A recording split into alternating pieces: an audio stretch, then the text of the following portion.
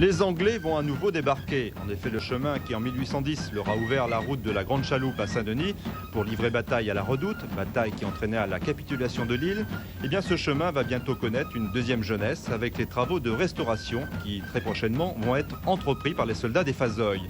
Ce chemin, injustement appelé chemin des Anglais, en réalité n'a pas été construit par les sujets de sa gracieuse majesté, mais par deux entrepreneurs bien français, les sieurs Boisson et Muron, qui s'efforcèrent dès 1730 d'ouvrir une voie suffisante pour que hommes et chevaux puissent joindre la possession à Saint-Denis.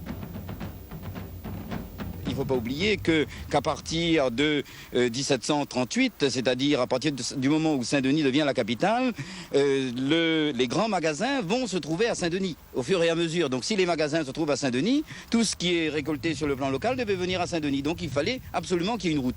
Mais la route de la montagne elle-même ne sera construite que beaucoup plus tard. Elle sera construite vers 1850 et elle sera d'ailleurs très peu utilisée au début parce qu'assez dangereuse.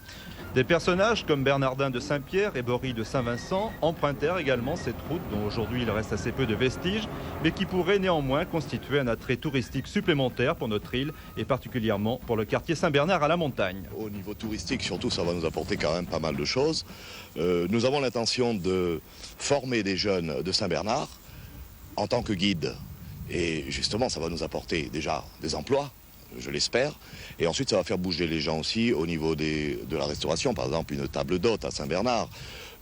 Et surtout, se rapprocher un petit peu de cette route à Corniche, où il y a pas mal d'histoires, histoire de la Réunion, au niveau de la Grande Chaloupe et aussi au niveau de Saint-Bernard.